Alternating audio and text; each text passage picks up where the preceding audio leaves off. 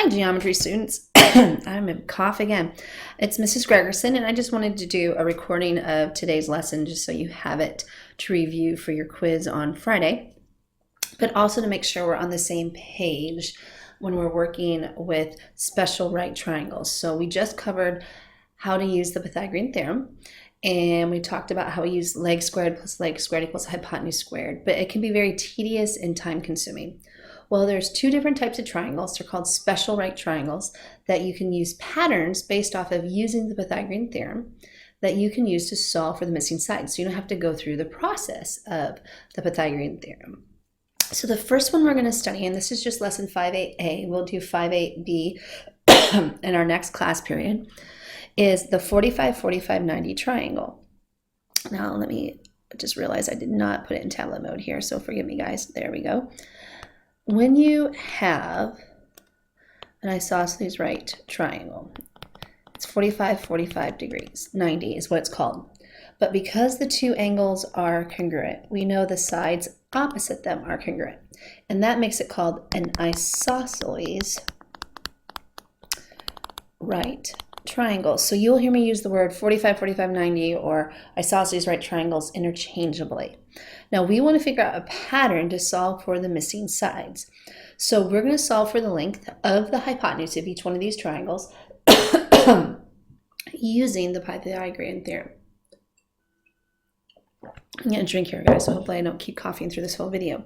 So what do we do? Remember the Pythagorean theorem, the rule is leg squared plus leg squared equals hypotenuse squared. Now I'm only going to write this once because you should have that memorized by now.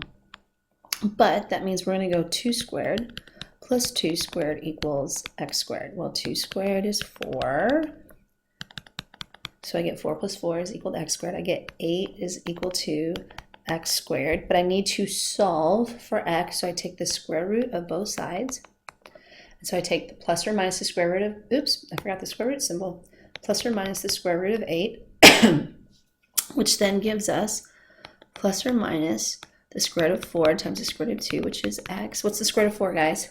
2. And we get left with root 2. Now I'm dropping the negative sign because length can only be positive. So this hypotenuse is 2 root 2. So the legs are both 2, 2, and the hypotenuse is 2 root 2.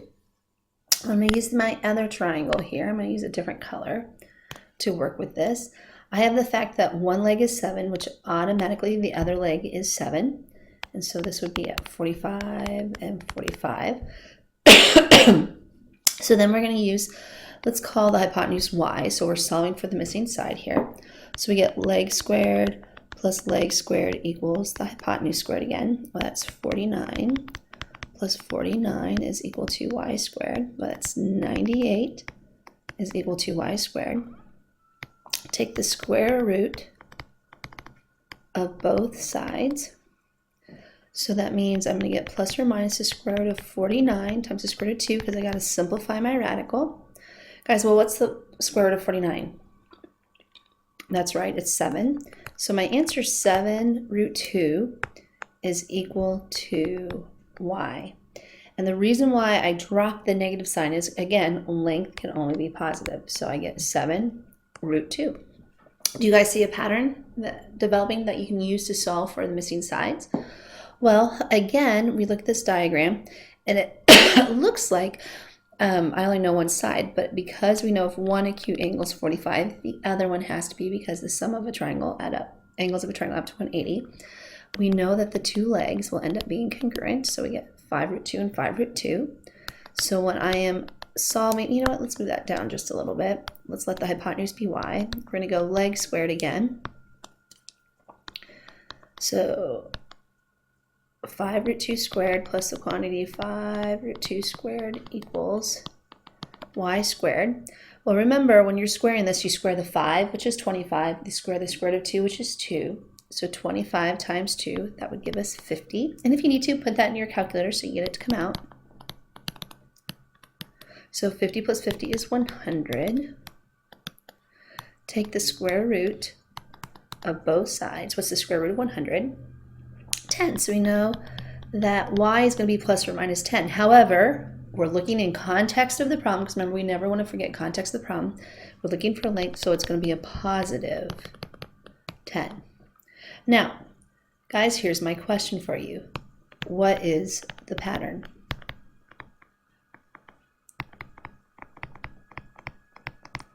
If I know the leg of an isosceles right triangle, how can I calculate the hypotenuse? What do you guys see here? What type of pattern do you see? That's right. You should see the fact that the hypotenuse really is just the leg times the square root of 2. And so you guys just actually helped me calculate our theorem to prove what it is. So when I have an isosceles right triangle, that's a 45, 45, 90 triangle, it says the following. In a 45, 45, 90 triangle, the length of the hypotenuse is the length of the leg times the square root of 2. Which means, obviously, if we have one leg, do we know the other leg, right? Because they're the same. Correct, guys?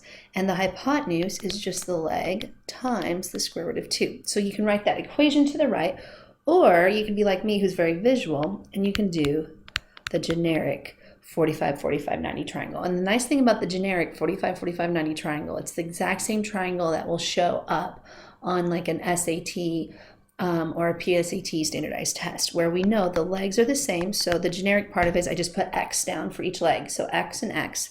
And then to get to the length of the hypotenuse, I just go X times the square root of 2. Know your generic triangle, my friends. I've been known to ask that on quizzes and tests to make sure you know the pattern. Also, this would be the equation that you would use to solve for missing sides if the triangle pattern doesn't make sense to you. But here's a few things you need to remember. So you don't need to draw this down unless you need to. If you're going from the leg to the hypotenuse, we always multiply. So going from smaller to larger, we always multiply. To go from larger back to the smaller one, you always divide. So obviously here we divide by root 2 or we multiply by root 2. So it just matters what do they give us. Do they give us the hypotenuse or if they give us a leg?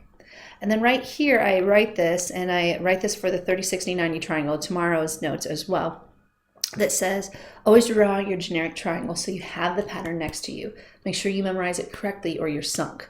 This shows up over and over again throughout the rest of the year and like every chapter that we have. So you have to make sure you know it correctly. So here's some examples of types of problems that you'd have to do. I want to solve for X or Y, and or both. And I'm asking you to give your answer in simplest radical form. And then notice it says right here, it pays to show work. So don't forget to show work if you need to. But right away, just so we can see what we're doing, I'm going to draw my generic right triangle. So I'm going to have my 45, 45, 90 right triangle, and then I'm going to go X, X, X root 2. So I don't have to scroll up or down, and I can watch the pattern. So always ask yourself, what are you given? Well, I'm given the leg of a 45, 45, 90 triangle. What's the cool thing about that? Well, we know the other leg is exactly the same thing. And then I want to get to the hypotenuse. So I'm going to multiply by root 2. To get to X, I take a leg, which is 8, and I multiply by root 2. So it's just 8 root 2. Now, another way you could have done that is you could have just gone hypotenuse equals leg root 2, and then you go, oh, the leg is 8, and then you multiply root 2 there. Then did I get the same thing? Yeah, it's just either way of doing it. As long as you understand how to get there, you're going to get the right answer. 8 root 2, and then y is also equal to 8. Now, looking at the next triangle, is it still an isosceles right triangle? And the answer is yes, because the two legs are congruent, which automatically means that these angles would be 45, 45, 90. But this time I'm given the hypotenuse. So I'm going from the larger one to the smaller one. So I'm going to divide by root 2. So I'm going to divide by root 2. So to get to X, I go 5 divided by root 2. Now, I can't leave my answer like that because we do not have radicals in the denominators of fractions. We rationalize. So I get root 2, root 2. So the numerator becomes 5 root 2 over 2. What do you guys think? Not bad, is it? And obviously, since they're both X, we know that's the case. Let's look at the next one. Is it a 45, 45, 90 triangle? And the answer is yes, because both of the acute angles are congruent, which means they both have to be 45, which then means Our two legs are the same. So what's y's measurement? That's right, it's 10 root 2. So then my question for you is, how am I going to get from the leg to the hypotenuse? Well, we're going to multiply by root 2. Now, if you are a person who doesn't see the pattern, like I'm going from here to here, I'm multiplying by root 2, you could literally write down hypotenuse equals leg times root 2. So my hypotenuse is x, my leg is 10 root 2 times root 2. Well, that gives me 10 times the square root of 4. Well, what's the square root of 4, guys? 2. So x is equal to 20. So these would be my two answers on that one. Are we starting to see a pattern yet? It's nicer than doing the Pythagorean theorem. Talk with me on D. Is it very similar to part B? Yeah, for number B there. I'm given the hypotenuse. And so remember, if you need to, you can always go hypotenuse equals leg times root 2. And let's say I'm solving for x first. Well, what's the hypotenuse? It's 16. My leg is x, and I know times root 2, it will give me the hypotenuse. So you see how I can use the equations way back up right here on my special right triangle in order to solve the missing side. Or I can just go, ooh, hypotenuse to leg, I divide by root 2. But notice, how do I solve for x? That's right, I have to divide by root 2. So I get x is equal to 16 over root 2. But again, I can't have a denominator with a radical in it. So I rationalize the denominator. Now we're going to move over here, guys, and I'm switching sides of my equation. So I get 16 root 2 all over, guys. Remember, root 2 times root 2 is square root of 4. The square root of 4 is 2. Simplify it down. X is going to equal 8 times the square root of 2. So this would be 8 times the square root of 2, which means y is also equal to 8 times the square root of 2. Now again, remember the nice thing about videos, you can pause me so you can get caught up on your writing. But let's do the next 6 problems together to see if you guys see the pattern. If you were in class, I'd ask you to do this with a partner. So I guess I'm your partner and I'm my own partner. I don't know, it's kind of confusing when you think about it in video format. Let's see what we got here. It says, with your partner, solve for the missing sides x and y. For at least 1 or 2 problems, you'll have to rationalize the denominator word fraction for a correct answer. So looking at this, I asked myself, what do I know? On A, I know the hypotenuse. But you know what? Let's draw our generic triangle over here. So if we need to remember how to do this, we have a 45, 45, x times root 2, okay? So make sure we have our generic triangle.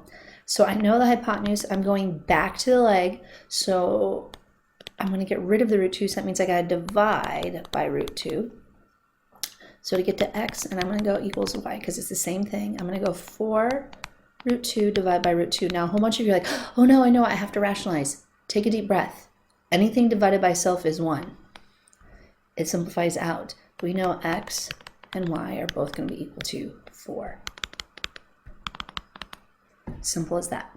You could rationalize denominator and everything, but it just causes a lot more work. Now look at the next one. What side do I know of that isosceles right triangle? And the reason why I know it's isosceles is because it has the 45-degree angle and the right angle, of course. Well, I know a leg. So that means the other leg is going to be 5 as well. But how do I go from a leg to the hypotenuse? Well, what does our diagram over here tell us? It tells us to go by multiplying. Smaller to larger, I multiply, and I multiply by root 2. So y is just the leg times root 2. Now, if you don't see that, could I use my equation? Hypotenuse equals leg times root 2. Well, my hypotenuse is y, my leg is 5, and I just put the root 2 with it. Oh, look, same thing that we had before when we used just the pattern. Works out great. Okay, on C, once again, we have a 45, 45, 90. Do you guys agree with me that these would end up being the congruent sides? So what's y going to be? Yep, 7 root 3. So y is taken care of. But if I'm given a leg and I want to get to hypotenuse, I multiply no matter what. I don't care if it looks funky, if it's a radical, the pattern doesn't change. I multiply by root 2. So x is going to be 7 root 3 times root 2. So that gives me 7. Make sure you multiply it underneath radicals together. Root 6. So this is 7 times the square root of 6. Is it making sense? All right, guys. Work with me on this one on D. We're given this time the hypotenuse. That means I know the longer side. That means I need to go back. Oops, you know what? And we lost our isosceles right triangle. So let's write that down over here to the right so I can see the pattern. I need to go from the hypotenuse to a leg. Well, do I multiply, divide? Larger to smaller, we do what? That's right, we divide. So we're going to go, x and y are going to be the same thing. So I'm going to take 10 root 2 and divide by root 2. And what happens to it? That's right, the root 2's go away. And x and y are both going to be 10. What do you guys think? Easy pattern? All right.